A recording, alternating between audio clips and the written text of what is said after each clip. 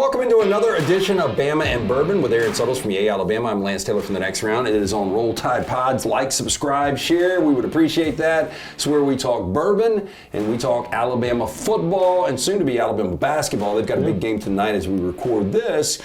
But first, the obvious. I mean, I don't know if we're at DEFCON 1. I think for a lot of Alabama fans, they are. The expectation was, you know, worst case, go 10-2 in the regular season and get to a college football playoff, and everything was in front of them. And I can't explain it. I doubt you can explain it. I don't know if the coaching staff can explain it. But man, 24-3, and you know, I said this. I'll just start here. This defense is much improved. Yep. They did get gashed on the ground, but realistically, the defense didn't give up enough points to get beaten. I mean, for Alabama to only score 3 points, the least amount they've scored since I think 2003.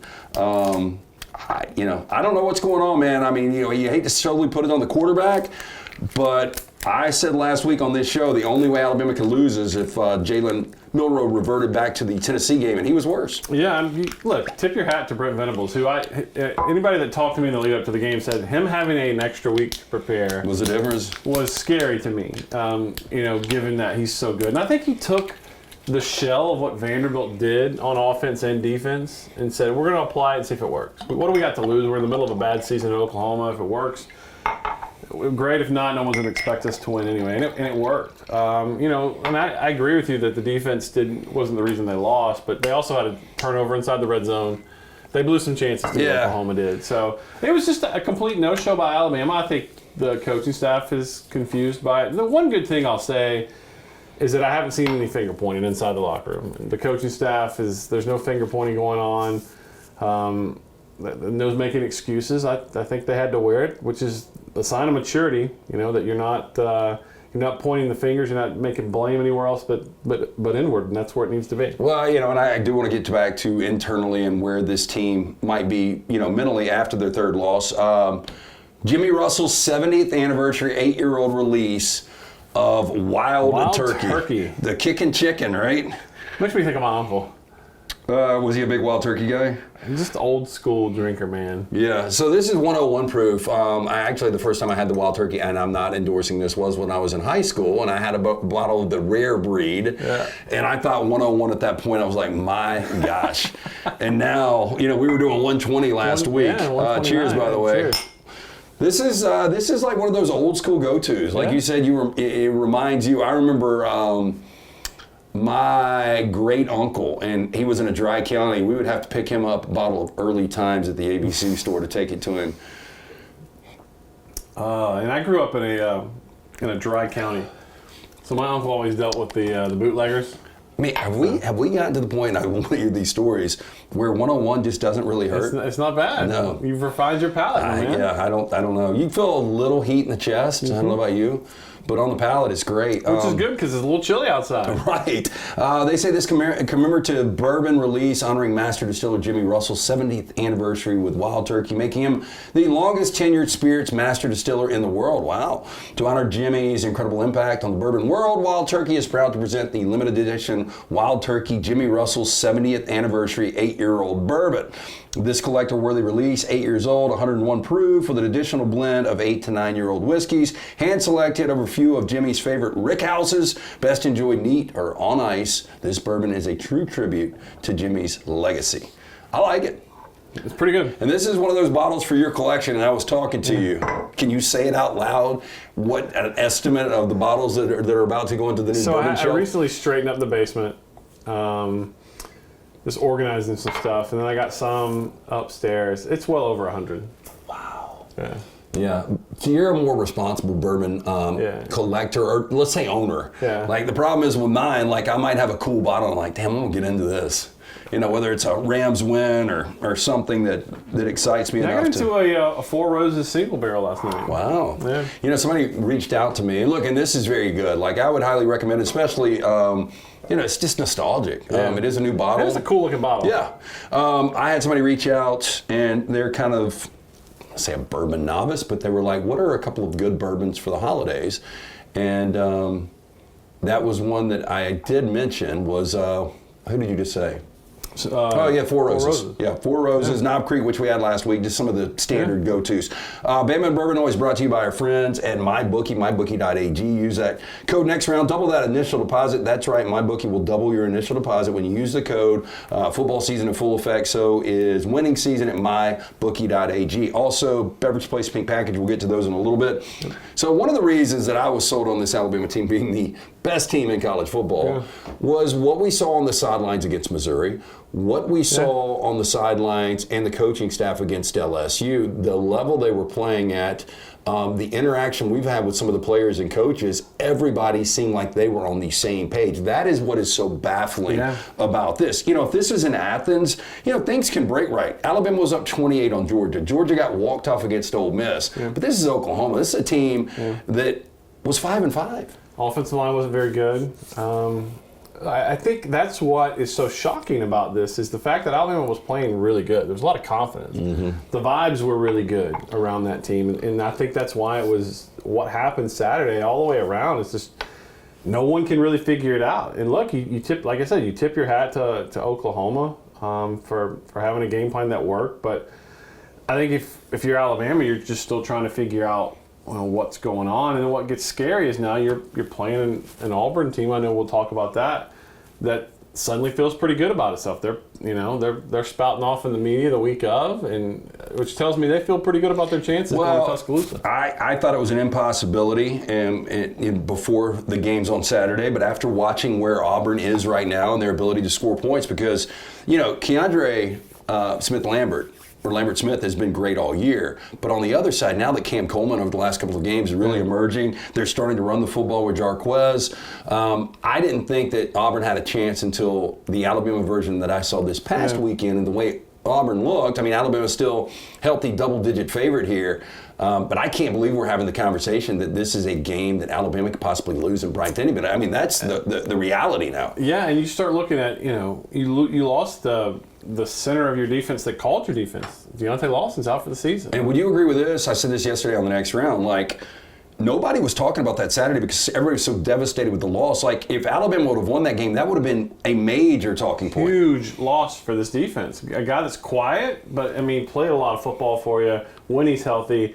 Really good. I think him, along with Jahad, maybe the best two linebackers tandem in the country. And now definitely make that argument. And now Deontay, is gone, and now you got Justin Jefferson. Is Justin experienced enough? He came in as a junior college player last year. Who's going to call the defense? You're going to have Malachi call? Is he going to have to walk down from the safety spot to call the defense? So there's a lot of things left to be decided, and I think that's why you look at this Auburn matchup. And if you're Alabama, you're an Alabama fan rather. You hope that they come out with some pride, because Auburn is publicly trying you in the media. Everyone's down on you this week, and this is for 5 in a row over Auburn? Yep. So this one's for the And this would be, as I found out today from Jim Dunaway, the first Alabama coach to ever win against Auburn in Tuscaloosa. Let that sink in. Yeah, if you're not going to count Sark in 2020. Sark coached that game with Saban had the COVID. Oh, yeah. I guess if you take that away, I guess there is a small little asterisk when you're talking about that. Yeah. Okay, here's the fact of the matter, and I know you'll agree with this. When Alabama's playing their best football, they can be the best team in football. Yeah. But when they play like they did Saturday, they can lose to anybody. And the problem now for Alabama is this Auburn team, you've got an experienced quarterback. He might not be great, it's tough as nails. You've got a coach that has a lot of confidence in Hugh Freeze that has won games like this against Alabama in Bryant-Denny. And you've now got balance on offense, because now you've got multiple receivers for Auburn that can literally stretch the field and take off the top and make those big plays. And then you've got a guy like Hunter that really can keep the offense balanced. And then you got a guy like Peyton Thorne. I mean, that was a major fourth down on that final drive to take it to overtime last week against Texas A&M, where he gets it done with his legs. So this is going to be a challenge for Kane Womack and his defense to just start with right there. The first thing I'd do if I was Kane, if I was Nick Sheridan, if I was Kalen DeBoer, is I would erase Auburn's record. Because they lost. I'm still trying to figure out how they choked the Oklahoma game away. And the Missouri game. Both of them double digits at home. They've had, I think of their first 4 losses, 3 or 4 of them, or maybe all of them, they had led in the fourth quarter. So their record really is an aberration. Yeah, and just one more point on that before you get to your point. back in early October, they had the worst turnover margin in all of football. Right. That's right. And that was a major talking point among college football analysts. So don't look at this record from Auburn because they actually are. It's always the joke: are you the best 5-team win in the country? Well, they've actually played better than the results that they've seen on the field. A lot of it was turnovers. They were just finding inexplicably ways to lose games. So that's a better team than their record indicates, and they're playing with confidence. So it's a scary team coming in. But as you mentioned, Alabama's still Alabama, and if Jalen Milroe is right and mentally in the game and they're having some success early, it's also the kind of Alabama team that could blow Auburn off the field. Bama and Bourbon brought to you by our friends at the Beverage Place, located next to the PGA Superstore on Highway 280. Pink package, located across from the Target next to Arby's, Highway 280. One-stop shops for liquor, beer, seltzers, wines, sodas, mixers, cigars, icy, fresh lemons and limes. They open early, close late. Stop and see Chan, JJ. Both of those locations, they bring us our bourbon. Again, it is the 70th anniversary, 8-year-old release of Jimmy Russell's commemorative bourbon. I like it. Pretty good. It's got that little burn. Yeah, which I like, man. You're right. I mean, it got a little nip outside, so this is a really, really good bourbon. A little vanilla, a little cinnamon in there. They say butterscotch, maybe. It's good. It's got the heat. It gets you in the chest. And it's got good coloration, too. This would be one that you want to take outside and light a fire? Yep. Sit around and talk? And I have, so we're on fire number 3 so far over the last 2 weeks. Yeah, out in the fire pit. So we got a lot of fireplaces in my house, but we got 2 outside, but we never, because they're gas. Yeah. But so we have a 2-layered, like a 2-tiered yard. There's the backyard, and we built some stairs, and there's a big out in the woods. I got a feeling this is going to be your house for a while, right? Yeah, we're not moving. Yeah, you're doing a lot of stuff, which is good. I built a burn pit out back, so I created a makeshift fire pit. So for all these Amazon boxes that are coming through, that's exactly why I bought it. Oh, dude, it's I love too many to throw away, so we just go out and back and burn it. Well, and I have a bad track record with wood. Like if I pull over and somebody's selling it on the side, it doesn't work. Okay. I'm just saying, I get like wet wood that it's going to take another season to dry out. Or if I go to one of these Publix and they've got it, the 8 in a bag, they've got these chemicals on it, it doesn't burn. So I've had really bad luck. So my point was going to be, all of that cardboard is the shit. I mean, that stuff blows up basically. It does.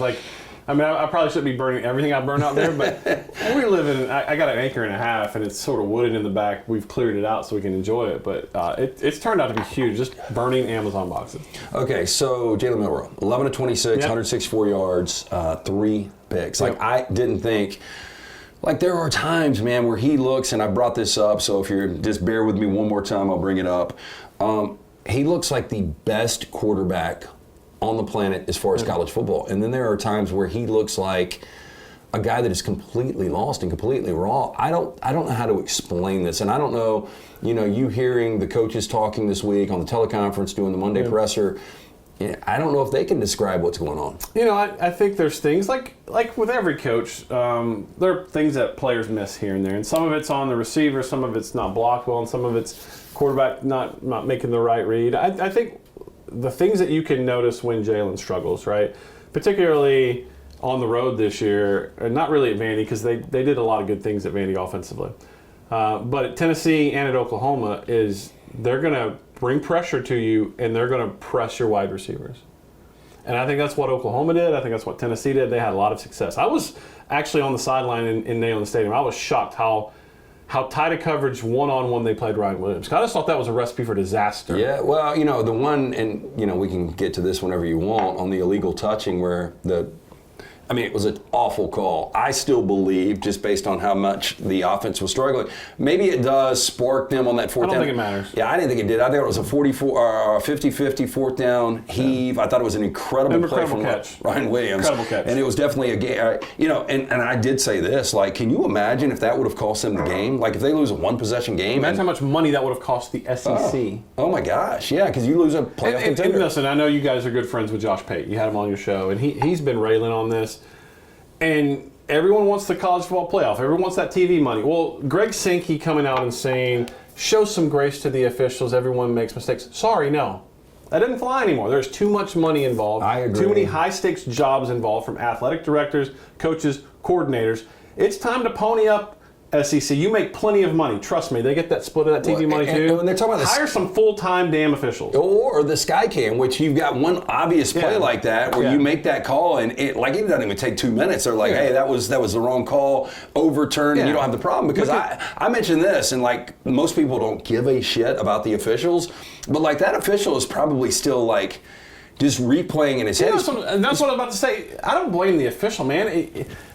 That's a tough job. And I don't buy into conspiracy theories about this guy is the church official for my son's rec league basketball team. His cousin played at Alabama. I don't buy into that because I think they're professionals. They want to do a good job. And I know he was sick to his stomach when he knew he got it wrong. But the fact is, that wasn't a bang-bang pass interference play like that. No, we've got the resources in the SEC where you can back these guys up and make the right call. And look, and then at that point, Kalen DeBoer, and I think that's one thing that Alabama fans did like was the passion and the meltdown. But it's quickly cleared up, and then that official can go on and continue to do his job. The call is right. I think once that sinks in, I think Brent Venables and his staff, they're okay with it because once they go back and look at the film, how pissed is DeBoer and the staff based on that one call? I know there's a lot you can pull from that Oklahoma performance. And again, I agree with you. I don't think it matters, but that's tough. I don't think it matters, other than some record that Alabama hadn't scored a touchdown since what, 2004, 2000 or something? I had it somewhere. I think 2011, I think, didn't they go only 3 field goals? That's right, it was 9-6. Yeah. So or 2 field goals. It's been a while. So other than that, no, I don't think it really made that much of a difference. But you never know. I mean, Oklahoma could have gotten tight in that moment, and then Alabama might have gotten a turn. Who knows? But Kalen DeBoer, and I said he didn't make mistakes. Like, he got asked about that on Monday. He said, we've moved on. Like, the one thing I don't like about another, I don't want to say this because I don't want to get clipped and brought to that school, but there's this coach in the SEC that whines about officiating when they lose like he's a 12-year-old little boy, and it's annoying. Yeah. And I think the team sees that. I don't think it sets a good precedent for your team. But I love that Coach DeBoer, like, privately, he's seething. He's pissed off. And I think there have been some other calls this year that he's pissed off about. But he doesn't take them to the media. He doesn't allow that mindset to hang around his team about, like I said, there was no blame. The only blame was what we didn't do, and I like that about Coach DeBoer. Is he, and tell us about the collective real quick, because I got a question. I don't know if you can answer it. You even heard about it, but I think it is a legitimate question. Alabama, how can people get involved with this collective? And let me ask you this, not only people that you want to commit with or you want to keep with their commitments, it gets brought up that some of these guys you've got on roster, I mean, the thing is, people are going to tamper. They're going to come after your players. And in order to keep these players, you got to pay them. You have to. And look, I want to stress this. Fans are very passionate, and it's a great thing. That's what makes college football. It's what makes fandom.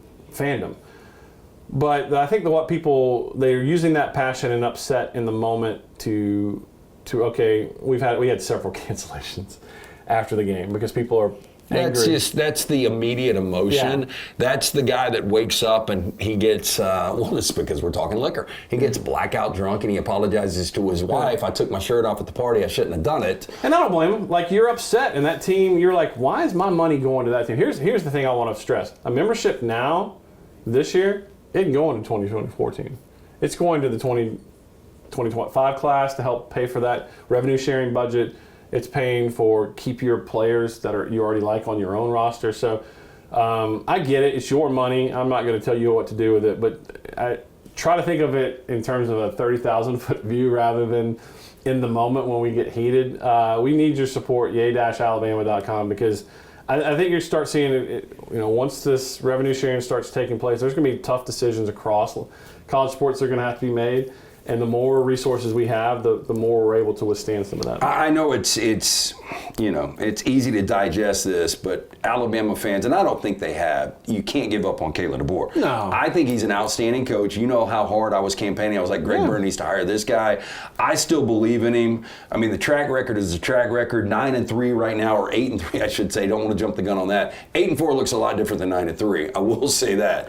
If they were to lose this game this weekend. Nightmare scenario, and I'm not speaking this into existence. Nightmare scenario is you lose Auburn, a bunch of players don't have the motivation to go play roster in a bowl. Yeah. And then a 5-loss season would be a disaster. But again, let's edit that out. I don't want that on the record. No, but here's what I was going to ask you about this. And again, people said, and I heard salty me, whatever, yesterday. I just said, look, this staff's got to be accountable for a game like that. I mean, you have to be, and you've got to figure this thing out. And again, I wouldn't give up on them. If you could hire any coach in America, I will say this, and it's not because it's an Alabama show. You have the right coach in place right now. It looks so different because Jalen Milroe and the lack of effort, and it was, in my opinion, there was no effort on the pick six. Yeah. That's something I don't think he would have done with Saban there, and if he would have done, you would have seen a different Nick Saban. These guys coach differently. The culture is different. You've just got to get him time. And look, if you're sitting there next year with 3 or 4 losses, man, I can start to hear that a little bit. It's way too soon. And look, I also want to point out the SEC is not the SEC from 20 years ago. I mean, Georgia's a different scenario because their schedule was hellacious. Everyone's got multiple losses. Oh, well, let me say this. Now that you bring up Georgia, and this is not apples to oranges, I think it's closer to apples. Kirby didn't take over a terrible situation with Mark Richt. It was not Nick Saban at Alabama, but that was pre-NIL and transfer portal. Yeah. So Kirby had 5 losses in his first year. And I'm not saying that Kalen DeBoer is going to do what Kirby Smart did. You have to give him 1 year, though. His offensive coordinator left after signing day. Yeah, Ryan Grubb with lost his offensive line coach. Went to the Seattle Seahawks. And that's to say nothing that, again, that's no indication that Nick Sharon's not capable of doing a job. That's just, he didn't have what he thought he would have for the season. And then I don't think it's me being out of bounds, and I don't think that Jalen Milroe is a prototypical Kalen DeBoer quarterback. I was asked this yesterday, and I said, look, I'm not going to pretend to know all his quarterbacks. I do know Jake Haener, and I do know Michael Penix Jr., and they're completely different quarterbacks than Jalen Milroe. I think they've had to tailor an offense to fit what Jalen does well. I don't think it's the offense we're going to see going forward. Now, does that mean that there will be more wins or more? I don't know any of that. I just know he's making, and these, like any coach does, you have to adjust what you do around the players that you have, okay? And that's what I think they're doing. And again, no offense to Nick Saban, this isn't a 2017 roster, guys. How many first-rounders are on this roster? 2. I mean, maybe. Tyler Booker for sure. And I love Book, and I love all our guys. I'm not talking bad about them at all, but everyone's saying that the cupboard is stocked. And I read someone from CBS who wrote, this is the best roster that Kalen DeBoer will ever have. Maybe in terms of what they were rated in high school, but what they've projected and what they've turned out to be. Again, Alabama's got plenty of talent. Don't mistake what I'm saying for the poor me's for Alabama. They got a lot of great talent, but it is not prime Saban talent. There is not 6 first-rounders on this team right now. And hey, look, DeBoer lost 3 games in year 1 in Seattle, and he turned around and played for a national championship last year. Look, there's still a lot to play for. I was going to ask you a couple of things. Boy, that one's complicated. Maybe I saved that. Well, I want to be clear. There are not 6 rounders in this year's class. There might be 6 first-rounders in total on this roster. But what was it, 2020? Right. There were 6 first-rounders in that draft class. Where do I start here? I was going to ask you about Milroe. That's a complicated question. Yeah. I don't know if he's back. I think he's a guy that's going to take advice, and he's probably going to go to the NFL. Yeah. And maybe 2nd, 3rd round. If Jalen Milroe said, I want to come back. I think that's a conversation that the coach staff's going to have with Jalen, and Jalen will have to make that decision. I know in terms of what Alabama promised Jalen and his parents when he signed up, what Nick Saban always said, you're going to be in the best position to have a great life after. He's got 2 degrees already from Alabama. We've helped Alabama. We've helped him build a business in Link at Alabama. He's author of one of the greatest plays in Alabama football history on 4th and 31. So his legacy is set in terms of what was promised to him and what's been delivered to him. Now, in terms of what individual decisions he makes, I think that would be a very tough decision for Kalen DeBoer to make, because Jalen Milroe is really well liked in that locker room, guys.